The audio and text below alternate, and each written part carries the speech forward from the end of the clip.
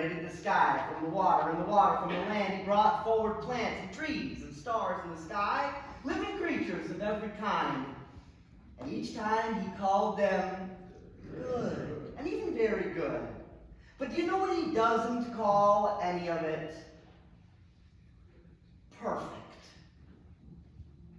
He never calls it perfect. Because God writes in cursive. Cursive doesn't demand that every letter is just so and fits the page or the end of the line just right. Maybe this is a way for you to find peace in life, if that's what you seek. When you encounter chaos or trouble or heartache, or something you don't expect, maybe all there is to say is that God writes in cursive. Life isn't perfect. Nobody's life is perfect. It's not because you did something wrong, or because something is wrong with you. Richard Rohr says, if we can accept where we are and not judge the disruption in our life as wrong or bad, we can touch great freedom. This is because fighting what is doesn't actually work. As the saying goes, whatever we resist persists. Because God writes in cursive. He writes without autocorrect or even a delete button. The letters might be tough to read sometimes. What's he trying to say? But at the end of the sentence, or maybe the paragraph, or maybe the chapter, it will make sense. I promise. Peace comes with an acceptance of that. Maybe an embracing of that. Can you accept that? Adam and Eve couldn't accept God's way of doing things. They couldn't accept his cursive writing. They fought back against it. Some might not know this, but there are actually two creation narratives in the Bible. Not one, but two. Dennis Olson explains that in the creation narrative of Genesis 1, we learn that God will finally and assuredly have God's way with the world. But the narrative offered in Genesis 2, we learn that God will also encounter unexpected challenges and try new solutions in a give-and-take interaction with creation and its creatures. And those unexpected challenges, the unexpected challenges that God faces, they usually start with us. We are God's unexpected challenge. Sure, blame it on the snake. That was some typecasting, was it not? We always have blamed it on the snake. All of this Garden of Eden stuff was the snake's fault. We blame it on the one who tries to come along and convince us to resist instead of accept. That's what the snake does. Resist instead of accept God's way of doing things. God's way of setting things up. The way that, sure, might not be perfect, at least in our eyes, but it's beautiful and it's done by God's hand. Like cursive. The Hebrew uses the word arum to describe the snake, which simply means clever. So sure, blame it on the clever snake. Somewhere along the way, we made the snake out to be Satan. Maybe most famously in the 17th century by John Milton in Paradise Lost. But I'm not sure where that came from. The Bible doesn't say anything about that in the Old or the New Testament. There really really isn't a Satan at all in the Old Testament. In fact, it seems to me that we make the snake into Satan so that it can be something separate from us. Some being distant from us to blame the whole thing on. Something very different from us, with horns and hot red skin. But let's face it, the snake is just one of the voices in our head. One of the many voices that tell us not to accept things.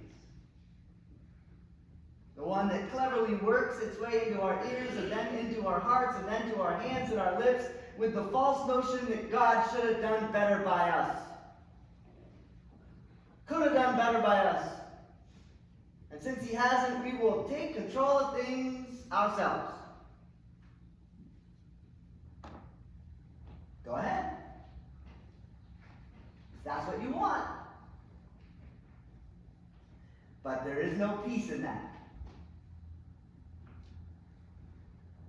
Just ask Adam and Eve. Adam and Eve, who could have accepted how God wrote in cursive, but took the typewriter for themselves, hammering out a story that left them wandering around in fig leaf aprons, which, as one commentator put it, ends the story in hilarious fashion. For ancient Hebrews knew all too well what fig leaves feel like. We might say something like number 2 grade sandpaper. God made us to serve and protect the great garden of God. But we would rather control and plunder and take over, forgetting that God is creator and sustainer of all of us and all the cosmos, and we stand over and over again scratching ourselves in fig leaf aprons. There's no peace in that. Peace comes in accepting the moment as it is. Just like all moments are and have always been. Just like the first moments were of all creation. They were good. Sometimes they were very good. But it never says they were perfect. God writes in cursive.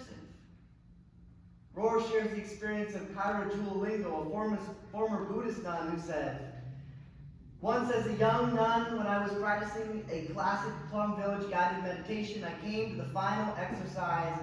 Breathing in, I dwell in the present moment, and breathing out, I know this is a wonderful moment."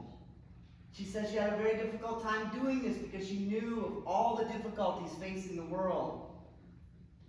But she said, when I focused on the larger picture, I was able to touch that, yes, this present moment also is a wonderful moment. I saw that suffering doesn't have to disappear in order for beauty to be there. That life is about all of these things. The reality is that there's great terror and great pain. And there's also great love and great wisdom. They're all here, coexisting in this moment because God writes in cursive. We're no better at accepting that than Adam and Eve were. Maybe we're even worse. These days we have computers and phones that are made to deliver instant satisfaction. And sometimes, like with these new artificial intelligence programs, they relieve us of any opportunity to be creative at all, or to appreciate the creativity of others, to wonder at the organized creativity of God.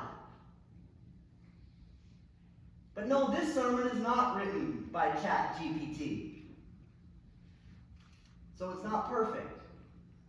Grammatical errors abound. I'm sure you're free to send me emails about them if you'd like. There are countless ellipses in this manuscript. That's just how I write. An English professor would have a field day. It's written in cursive in a way. Perhaps this is nothing more than a simple encouragement for those who seek peace. And do any of you seek peace? Do you? Then this is nothing more than a simple encouragement for you. A simple invitation to accept the wonderful moment that you are in as it is. To breathe it in as it is. And when the chaos seems to be too much, accept that too. And when the clever serpent's voice tells you to take your own control, breathe out and say, if you can, so much of this is just God writing in cursive. Amen.